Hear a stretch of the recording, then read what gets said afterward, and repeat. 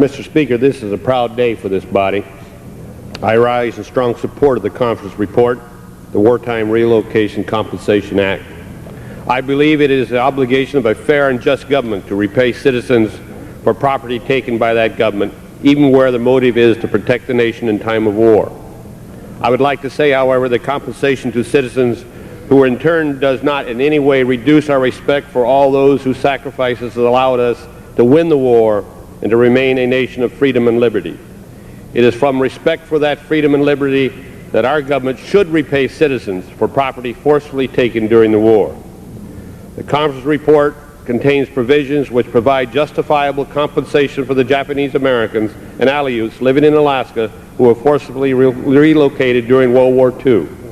The provisions in the conference report are patterned after the recommendations of the Wartime Relocation Commission and are nearly identical to the legislation I introduced, which passed the Judiciary Committee of this body.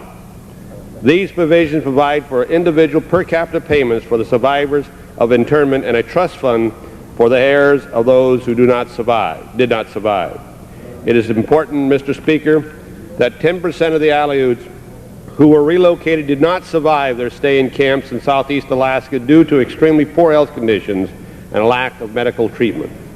The conference report further provides for the payment to the Aleut Corporation for the loss of ownership of Attu Island. Villagers were forcibly relocated from Attu Island and were not allowed to return after the war. In 1980, this body, the Congress of the United States, put Attu Island into a wilderness area, and it cannot be returned to the Aleuts when it is rightfully theirs. We took the rights of the residents of the Aleutian chain detained during the war. In justice and fairness, I believe we should recognize those rights and provide compensation for the Alaskan Aleuts. This issue is one of fundamental basic fairness for a fair and just society. I strongly support the conference report and urge my colleagues to vote in favor of it.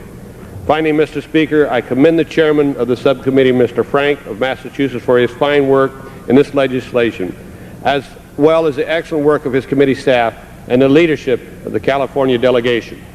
This is good legislation. It erases a black spot on our history, a period of time that we should put behind us and weld this country together in unity. And reserve the balance of my time.